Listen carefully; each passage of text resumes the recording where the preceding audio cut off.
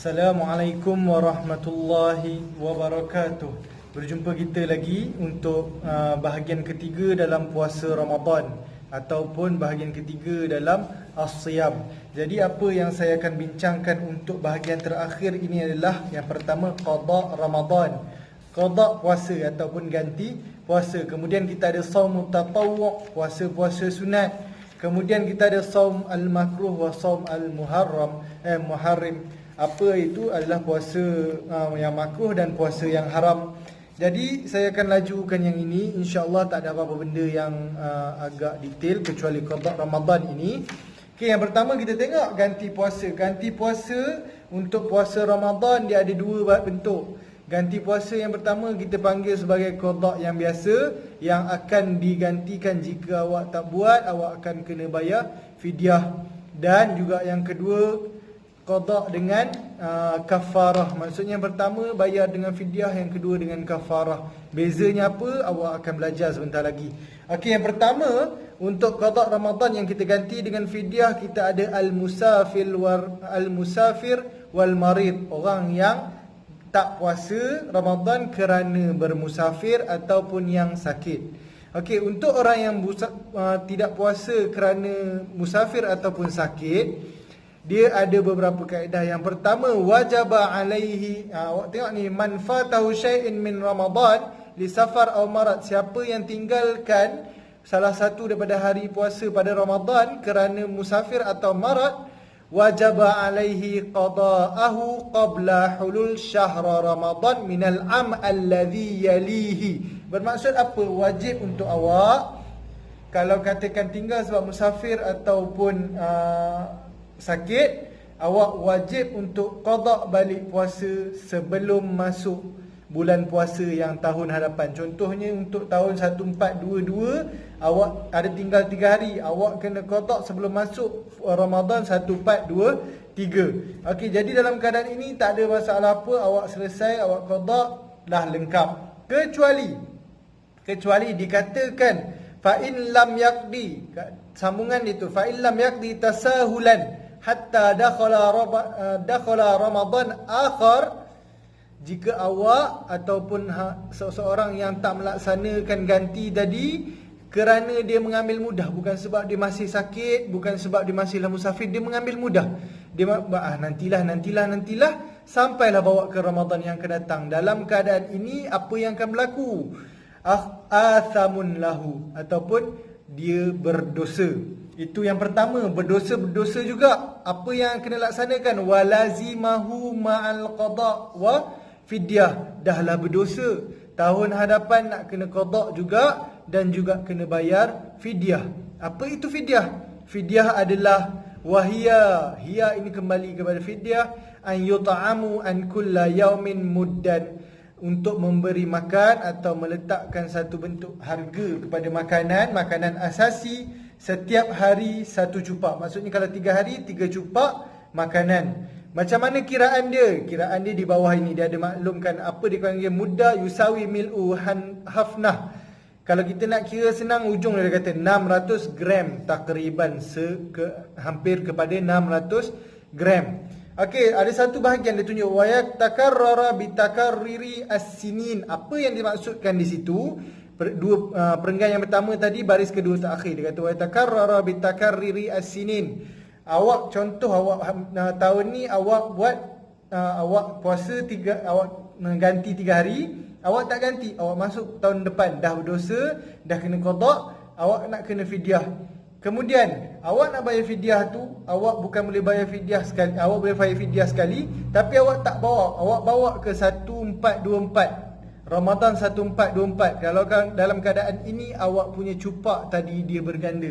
Maksudnya apa? Kalau katakan 1 cupak untuk tahun seterusnya, bila masuk tahun yang kedua dia akan jadi 2 cupak. Maksudnya yang tadi 3 hari tadi sepatutnya 3 cupak saja, bila masuk 2 Ramadan yang seterusnya awak masih tak ganti puasa, dia jadi 6 cupak dan seterusnya. Okey, dekat sini awak tengok di bahagian yang perenggan kedua ada ditulis amma in istamarra uzrihi.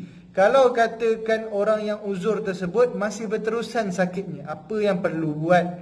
Pada dalam keadaan ini dia bagi tahu fala yajibu alaihi illa qada. Awak sakit Ramadan yang ini awak tak puasa, rentet terus ke Ramadan yang depan. Habis Ramadan depan awak hanya perlu qada seperti yang mana awak tinggal pada Ramadan yang ni.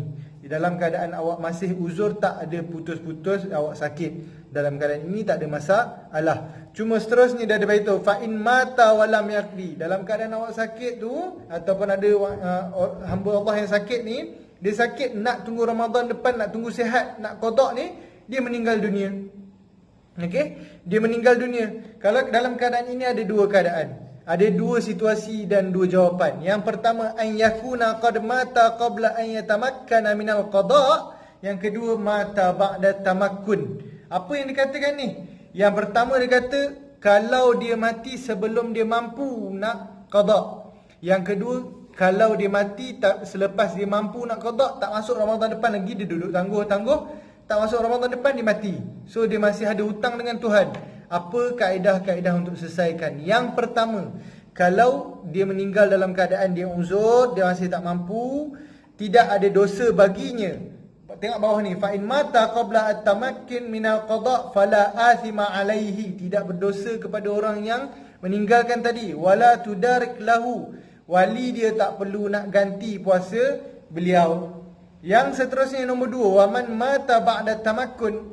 Bagi orang-orang yang mati selepas dia dah waktu sihat, waktu lepas Ramadan tu dia dah sihat, dia tak ganti puasa, dia meninggal dunia. Apa yang perlu buat? Dia perlu melakukan soma anhu waliyuhu. Puasalah dia, wali dia hendaklah berpuasa bagi wakilnya secara sunat. Okey, maksudnya apa? Wali ni siapa yang dikatakan wali ni? Wal maksud bil wali huna ayyu qarib min aqaribihi. Maksudnya orang-orang yang berhampir dengannya ataupun kerabat-kerabat dia, adik-beradik dia, saudara mara dia. Okey, dalam keadaan ini begitulah apa yang perlu dilaksanakan. Awak tengok muka surat 351 ada hadza, perenggan yang ketiga. Yang hadis-hadis saya selang ni awak kalau boleh sempat awak hafal, kalau katakan tak awak boleh semak. Seterusnya awak tengok dalam perenggan yang ketiga ada haza wa yasahhu saumul ajnabi anhu idza istazana bizalika ahadun aqaribihi. Contoh ada seorang hamba Allah ni, dia tak sempat. Ini untuk situasi yang kedua. Dia dah sihat, dia tak sempat nak ke Ramadan depan, dia meninggal, masih tak ganti puasa. Dia punya kerabat nak ganti ataupun tidak, ada orang luar nak tolong ganti. Orang luar ni maksudnya termasuklah isteri dia dan sebagainya, isteri atau suaminya, ataupun orang luar, kawan baik dia ke dan sebagainya, yang tak ada kaitan saudara mara dengan dia. Dia nak tolong ganti, boleh ke tidak? Boleh, dengan syarat izin daripada wali ataupun izin daripada adik-beradiknya. So kalau izin daripada adik-beradik, terangkatlah kepada si mati tadi. Cuma kalau tidak diizinkan, tak terangkat. Maksudnya kalau wali dia tak izinkan, tak ada apa-apa fungsi orang untuk berpuasa untuk si mati. Puasa tu pahalanya dapatlah kepada dia, tetapi tidak dapat kepada si mati. Seterusnya awak tengok bawah dia, perenggan yang bawah dia ada fa illam yasum anhu ahadun. Kalau tak ada siapa-siapa di kalangan wali dia nak ganti, tak ada siapa-siapa di kalangan ajnabi nak ganti, apa yang perlu dibuat? Setiap hari yang ditinggalkan tu perlulah diberi makan, perlulah diberi makan melalui apa? Secupa untuk setiap hari. Kalau katakan orang yang meninggal itu meninggalkan 10 hari, maka 10 cupak lah perlu dibayar. Dibayar menggunakan harta siapa? Dibayar menggunakan harta arwah ataupun orang yang meninggal tadi. Tak boleh nak bayar guna harta, bukan tak boleh, sewajar-wajarnya atau seelok-eloknya dibayar menggunakan harta si mati, kerana dia adalah hutang si mati kepada Allah Subhanahu wa taala. Tetapi kalau wali dia volunteer nak bayarkan, harus, tak ada apa masalah. Boleh, kalau bayar terangkatlah, terlepas daripada bebannya kepada si mati. Okey, itu yang pertama untuk orang musafir dan untuk orang sakit. Seterusnya untuk orang yang dah tua. Maksudnya tuanya dah nampau, dah memang orang tak mampu nak puasa, ataupun al-marid alladhi la yurji buru'ihi. Maksudnya apa? Orang yang sakit dah memang tak ada peluang nak sembuh, tak ada harapan nak sembuh, memang tahu tunggu hari je. Okey, dua keadaan ini apa yang perlu dikatakan adalah yang pertama, idza ittara syekh al-masinnu ila al-fatr. Ini maksudnya apa? Asy-syaikh ni bukan syekh mana-mana. Asy-syaikh ini adalah orang tua. Al-musin ini maksudnya tinggi ataupun besar umurnya, banyak umurnya, orang tua-tua yang betul-betul tua. Dia berbuka, apa yang dia perlu dibuat? Wajaba alaihi an yatasaddaqa an kulli yaumin bimuddin. Sama je. Dia perlu untuk yang hari yang berbuka tu dia hanya perlu bagi secupak. Tak ada perlu qada, tak ada perlu nak ganti ataupun ada yang lain-lain. Hanya perlu bayar secupak bagi setiap hari yang dia tinggalkan. Maksudnya kalau dah bayar hari-hari dia tak boleh puasa, kalau katakan tak boleh puasa sebulan, kena bayar 30 cupak lah setiap tahun. Kalau katakan dia boleh puasa sebahagiannya, bayar yang hanya tak mampu. Berikut adalah untuk orang yang tua. Kemudian kita tengok untuk orang yang sakit tak nak sembuh dah ni, yang memang tunggu masa je. Wa mimma yajibu an yu'lam annal marid, muka surat sebelah Ini muka surat sebelah 352. Wa mimma yajibu an yu'lam annal marid alladhi la yurji buru'ihi hukmuhu hukmul musin. Sama je. Hukum dia seperti mana hukum orang yang tadi tinggi umurnya ni, yang tadi yang dah tua bangka tadi. Allah, bahasa tua bangka buruk no. Yang tua dah lebih umur tadi. Jadi dalam dua keadaan ni mereka hanya perlu bayar secupak untuk satu hari yang mereka tinggalkan puasanya. Bahagian yang ketiga, al-hamil wal marda. Orang yang hamil dan orang yang tengah menyusukan. Okey, dalam keadaan ini dia terang bawah ni, iza aftarat al-hamil wal marda fahiya imma an taftaru khaufan ala nafsiha atau khaufan ala tifliha. Untuk orang-orang yang berbuka daripada kalangan orang yang hamil ataupun orang yang menyusukan anak, dia ada dua kaedah. Yang pertama, kalau dia berbuka kerana dia takut akan kesihatan dirinya, dan yang kedua, jika dia takut akan kesihatan baby dalam kandungannya. Okey, kita masuk yang pertama, perenggan yang kedua. Fa in aftarat khaufan min husul durur bisawm ala nafsiha. Dia risau ataupun dia takut darurat akan datang kepada dirinya kalau dia berpuasa, wajaba alaiha al-qada faqat. Wajib untuk dia untuk qada sahaja, tidak perlu untuk nak ganti dengan yang lainnya. Hanya perlu untuk qada. Tetapi awak tengok selepas hadis perenggan yang ke 1 2 3 dan perenggan yang keempat, wa in aftarat khaufan ala tifliha. Kalau dia berbuka kerana takut akan sakit pada kandungannya, wa dzalika bi an takhafu al-hamil min isqatihi, takut gugur, insamat au takhaf al-marda, takut susu an yaqalla labnuhu, akan kurang susunya. Dalam keadaan ini dia perlu apa? Dia ada dua. Bawah tu baris perenggan yang sama, bawah tu dia kata wajaba alaiha al-wal halah hadhihi al-qada wa tasadduq. Maksudnya dia kena qada bila dah selesai nanti, dan dia kena bayar secupak untuk setiap hari yang dia tinggalkan puasa. Okey, ini ada dua keadaan. Seterusnya kat bawah ni dia ada bagi satu contoh yang lain. Wa mislu hadhihi surah an yaftaru as-saim li inqazi mashraf alal hilal. Okey, yang ini dia kata macam ni juga kiasannya kepada orang yang dia berbuka puasa untuk menyelamatkan orang lain, bukan dirinya. Dia menyelamatkan orang lain daripada apa-apa kecelakaan ataupun apa-apa kecederaan. Contohnya lah dia berbuka puasa sebab dia nak tolong berperang untuk negara lain dan sebagainya. Dalam keadaan ini, sebab bukan untuk menyelamatkan jiwa sendiri, jadi dia kena qada dan dia kena bayar satu cupak untuk satu hari yang dia tinggalkan puasanya. Itu untuk bahagian yang pertama, fidyah. Sekarang kita masuk bahagian yang kedua, kafarah. Apa itu kafarah dan kepada siapa kafarah kena? Okey, kita tengok mujibul kafarah. Kita tengok yang pertama, huwa ifsad shaum yaum min ayyam Ramadan bijima. Itu je cerita dia. Dia kata batal puasa, seseorang membatalkan puasanya pada siang hari Ramadan kerana berjima. Ini adalah disyaratkan kerana apa? Bisyartin an yakuna, syarat dia nak kena kafarah ada tiga. Yang pertama, bisyartin an yakuna al-mujami' dzakiran li shaumihi. Orang yang berjima itu tahu bahawasanya dia berpuasa, dia ingat lagi dia puasa. Yang keduanya, aliman bil hurmah, tahu pasal keharaman untuk berjima pada siang hari Ramadan. Yang ketiga, ghaira mutarakhis bis safar, bukanlah dia berjima ketika dia bermusafir. Jadi tiga keadaan ini kalau kena dengan syaratnya, maka dia kena kafarah. Bawah itu ada pengecualian. Faman fa'ala zalika nasiyan lis-shaum. Bila dia lupa yang dia puasa, dia melakukan jima, maka wa innama alaihi al-qada faqat, dia hanya memerlukan untuk qada puasanya, tidak perlu kepada kafarah. Okey, bawah tu dah tulis man tajibu alaihil kafarah. Siapa yang diwajibkan kafarah? Innama tajibul kafarah ala zauj al mujami'.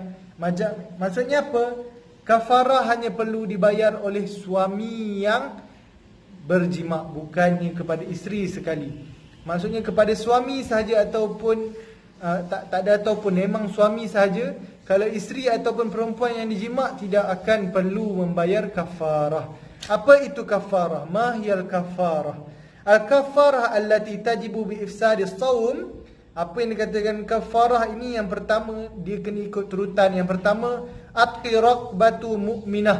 Kalau dia melakukan jima' tadi pada satu hari, dia kena laksanakan membebaskan seorang hamba yang mukmin. Tidak kira ayu nafsun raqiqah zakaran kanat am unsa, boleh hamba lelaki, boleh hamba perempuan. Fa illam yajid, kalau tak ada hamba, apa nak buat? Au lam yastati', atau tak mampu nak bebaskan hamba, apa perlu buat? Fasiyamu syahraini mutatabi'ain, puasa 2 bulan berturut-turut. 2 bulan Islam berturut-turut, bukan 2 bulan Masihi. 2 bulan Islam berturut-turut. Tetapi katakan pada bulan kedua, hari yang ke-28 dia tak boleh puasa, kena ulang semula. Okey, yang ketiga, kalau dia tak mampu nak puasa 2 bulan berturut-turut, apa yang perlu dilakukan? Fa'it'amu sittina miskinan likulli miskin muddan. Maksudnya dia kena bagi makan 60 orang miskin, dan setiap orang miskin itu dengan harga secupak makanan asasi, ataupun kita kat Malaysia secupak beras, harga secupak beras. Jadi harganya kita kena bagi makan dengan harga 60 cupak beras.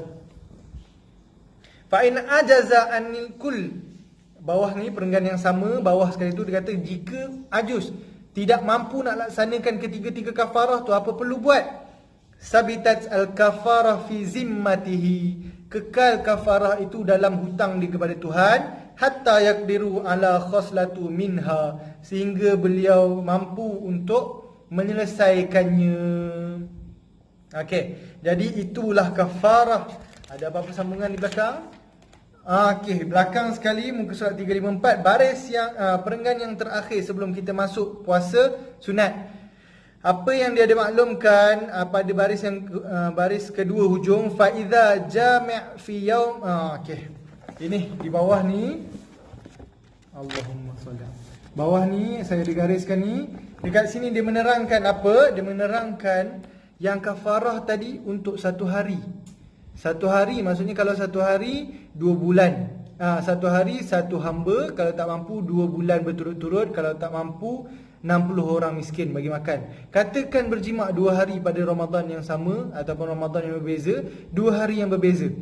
Dalam keadaan ini, awak hendaklah laksanakan bebaskan 2 hamba, ataupun 2 bulan berturut-turut, maksudnya jadi 4 bulan lah, 2 bulan berturut, 2 bulan berturut, ataupun 60 ada 120 orang miskin yang awak kena bagi secupak. Jadi 120 cupak. Macam tu juga kalau 3 hari awak kiralah jadi kali 3, kalau 4 hari kali 4, dan seterusnya.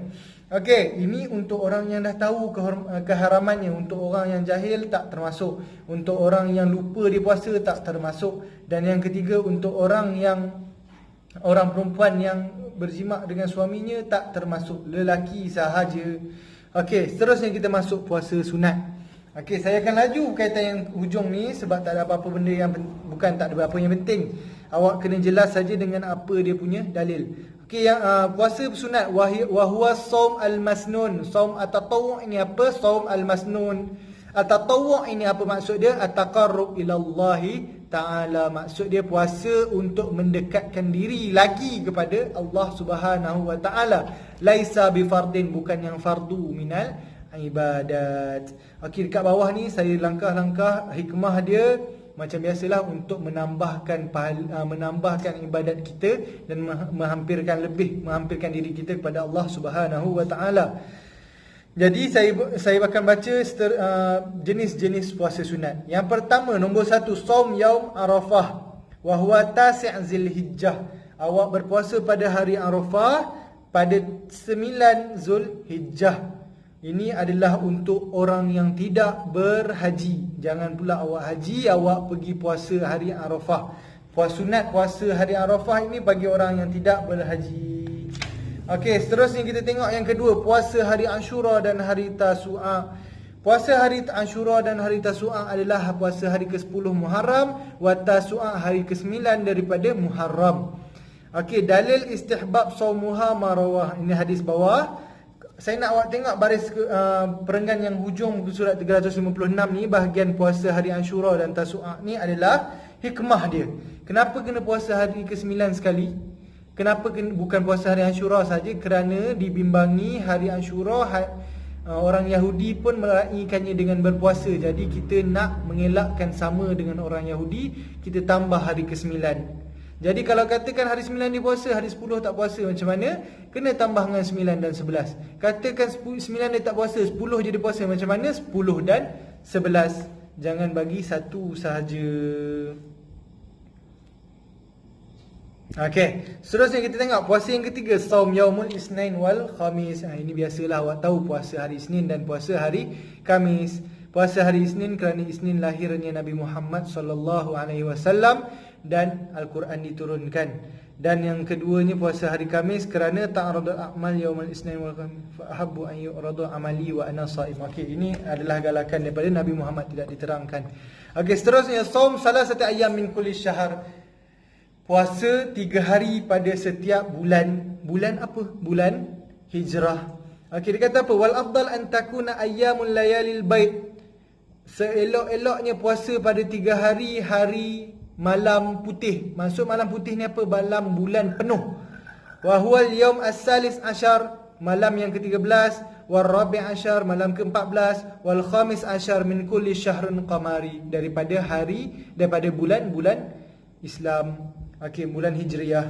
Okey, seterusnya kita selak kepada puasa sunat yang kelima, saum sittati ayyam min Syawal. Puasa 6 dalam bulan Syawal. Okey, macam mana afdal puasa 6 bulan Syawal ni? Wal afdal tatabu'aha aqab yaum Aidil Fitri mubasyarah. Maksudnya hari raya pertama raya Syawal tu, esoknya straight 6 hari puasa Syawal, itu yang paling afdal. Walakin dia kata, tetapi la yashtaritu, tidak disyaratkan. Ini adalah yang paling afdal, tidak disyaratkan. Bal tahsulus sunnah bisiyamiha mutafarriqat. Walaupun dia puasa asing-asing, pisah-pisah pun, sunat dia masih diadakan. Maksudnya sunat dia masih terkabul kepada orang yang melaksanakan begitu. Okey, bawah ni hujung ni dia kata qat'us siyam al-masnun. Awak nak potong puasa sunat. Maksudnya potong ni apa? Awak dah puasa sunat separuh hari, lapar contoh. Awak puasa sunat separuh hari, ada kerja-kerja yang sepatutnya awak tak boleh nak puasa sunat. So awak puasa sunat separuh jalan je. Boleh ke tidak? Kata iza talabbasa al-muslim bisiyami masnun jaza lahu an yaqta'ahu bil iftar. Harus baginya untuk memutuskan puasanya bila-bila masa yang dia nak. Wala qada alaihi, tak perlu nak qada padanya. Wa in kana yakrahu lahu zalik, tetapi makruhkan ke atasnya untuk melaksanakan sedemikian. Okey, bawah ini ada nota yang terakhir, perenggan yang terakhir ni, amma iza talabbasa bisyam qada fardun. Okey, contoh awak berpuasa qada yang fardu. Puasa fardu ni tak selesai lagi qada dia.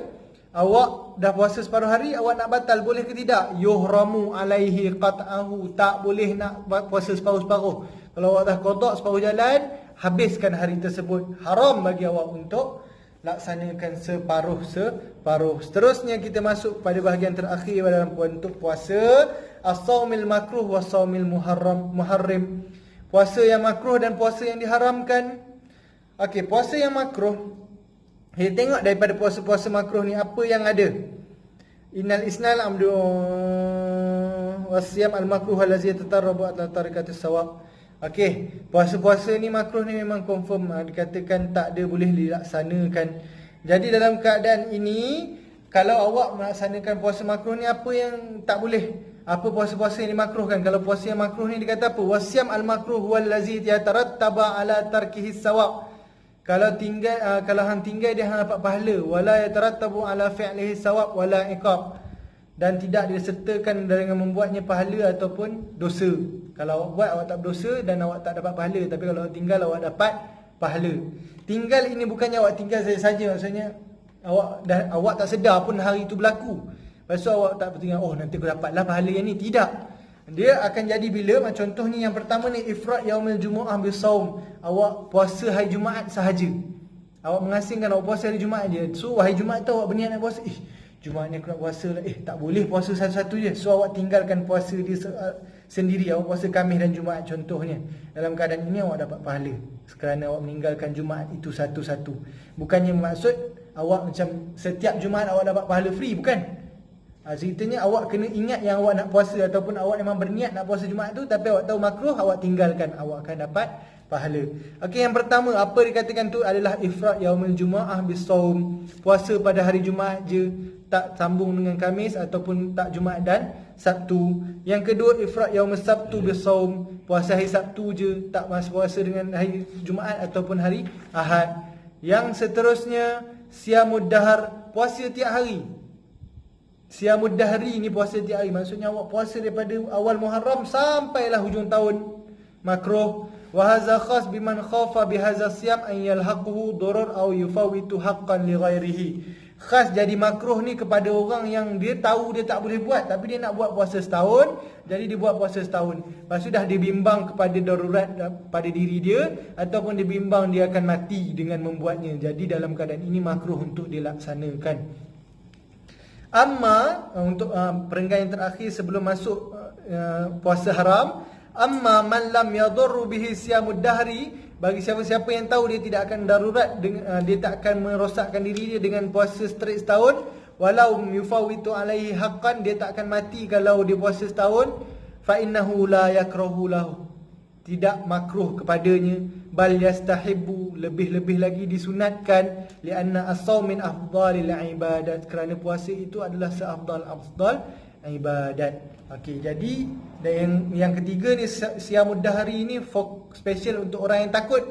Dia takut akan menjadi kecelakaan kepada diri dia, jangan puasa, makruh. Kalau tak ada apa-apa, sunat. Okey, seterusnya yang kedua, puasa yang diharamkan. Yuhramu siyamu ayyamit taliyah, hari-hari yang diharamkan puasa. Yang pertama adalah siyamu yaumi Aidil Fitri wa Aidil Adha.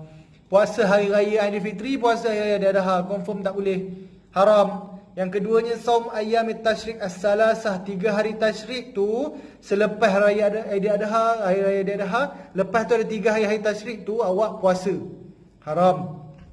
Okey, ada dalil dia di bawah. Seterusnya saum yaumus syak, hari Syak, maksudnya 30 Syakban. Confuse lah, kita nak tahu, tak tahu hari ni puasa, hari ni dah start puasa Ramadan ataupun hari ni masih bulan Syakban. Hari Syak tersebut haram untuk awak puasa. Saumun nisfus sani minasy Syakban, 15 daripada ke 30 Syakban awak berpuasa. Ini yang keempat, haram juga awak puasa.